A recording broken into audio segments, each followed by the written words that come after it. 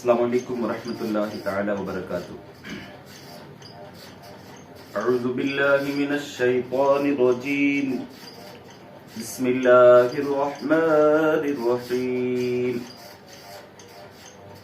یا ایھا الذین آمنوا ان جاءکم فاسق بنبأ فتبینوا ان تصیبوا قوما بجہالۃ فتصبحوا على ما فعلتم نادمین۔ ترجمہ: اے ایمان والو، ان جاءکم فاسق، جب تمہارے پاس کوئی فاسق کوئی خبر لے کے آئے، فتبینوا، تم اس کی خوب تحقیق کرو، ان تصیبوا قوما بجہالۃ، کہیں ایسا نہ ہو کہ کسی قوم کو آپ نقصان پہنچا بیٹھو، علی ما فعلتم نادمین، پھر اپنے کیے ہوئے پر پچھتاوا کرنا پڑے۔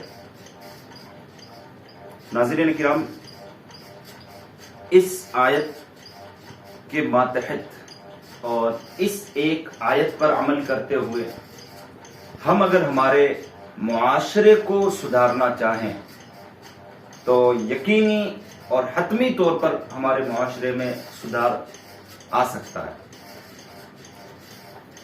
یہ آیت کریمہ ایک صحابی رسول تھے، ان کو آقا کریم صلی اللہ علیہ وسلم نے کہیں صدقات لینے کے لیے بھیجا، اور ایک ایسی جگہ بھیجا جہاں پہلے سے ان کی کچھ رنجشیں تھی آپسی پرانی۔ جب آپ گئے، آپ نے حالات دیکھے کہ پورے حالات چینج ہے، انہوں نے اس صحابی رسول کو نہیں دیکھا، بلکہ بھیجا کس نے ہے یہ دیکھا۔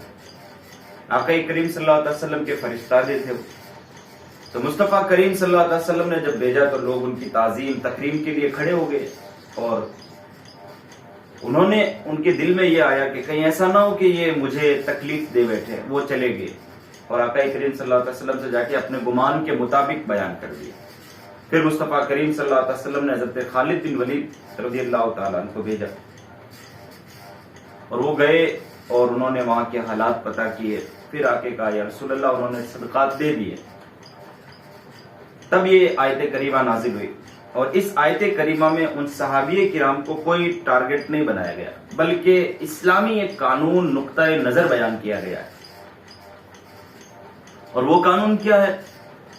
جب تمہارے پاس کوئی خبر لے کے آئے، کوئی فاسق خبر لے کے آئے، تو پھر اس کی تحقیق کرو۔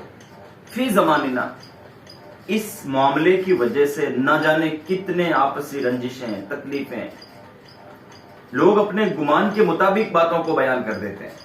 ہم نے ابھی کچھ کہا نہیں ہوتا ہے، ہم صرف چلے ہوتے ہیں، وہاں سے ایک راستہ عبور کر رہے ہوتے ہیں، پار کر رہے ہوتے ہیں راستہ، اور راہ گیر آپس میں دونوں طرف بیٹھے لوگ ہمارے بارے میں بہت کچھ گمان کر لیے ہوتے ہیں، اور پھر آگے اس کو بیان کر دیتے ہیں، اور پھر ہم اس بیان شدہ بات پر عمل پیرا بھی ہو جاتے ہیں۔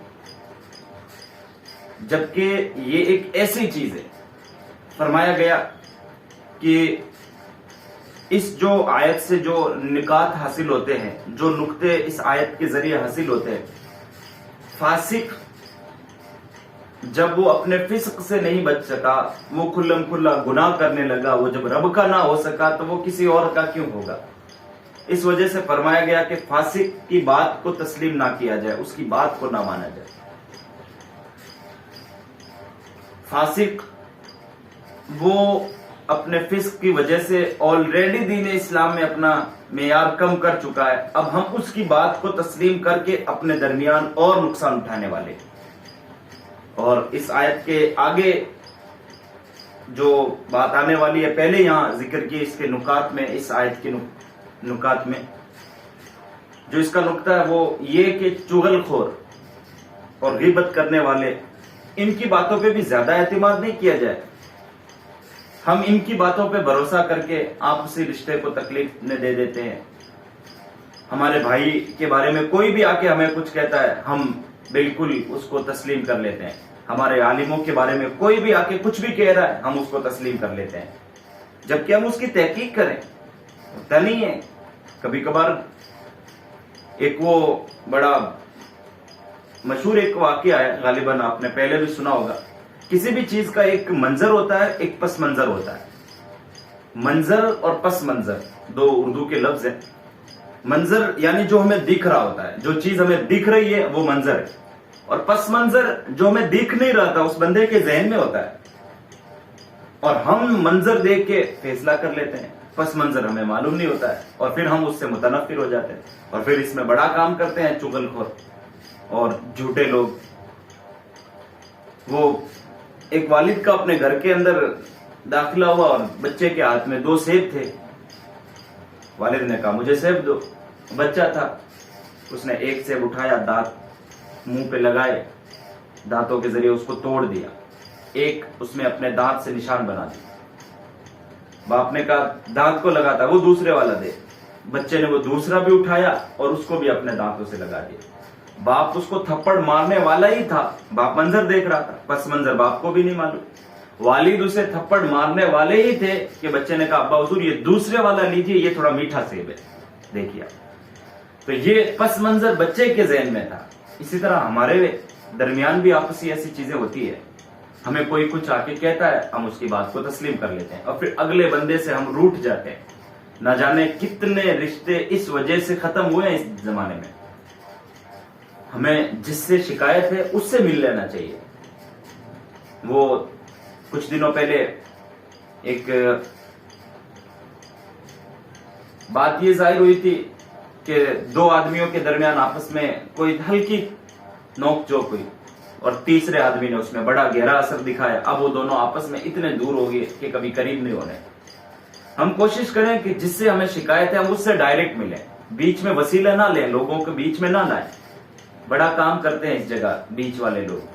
تو ہمیں بھی آپسی رشتوں کو مضبوط کرنا ہے. اور اس آیت پر یا ایھا الذین آمنوا ان جاءکم فاسق بنبأ، یہ جو فاسق کی خبریں ہوتی ہے، فاسقوں کی جو اخبار ہوتی ہے، ان پر ہم اعتبار نہیں کریں.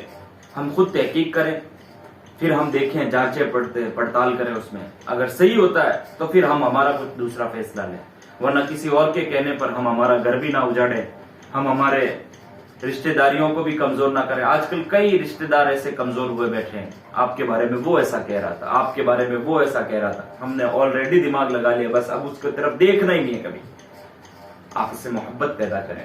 فرمایا گیا کہ اگر کوئی آپسی محبت لوگوں میں پیدا کرتا ہے، 2 ٹوٹے ہوئے دلوں کو ملا دیتا ہے، تو اللہ رب العزت اسے پھر اس کا خوب بدلہ عطا فرماتا ہے. اللہ پاک کی بارگاہ میں دعا ہے مولا قدیر ہمیں کہنے اور سننے سے زیادہ عمل کرنے کی توفیق عطا فرمائے. السلام علیکم ورحمۃ اللہ وبرکاتہ.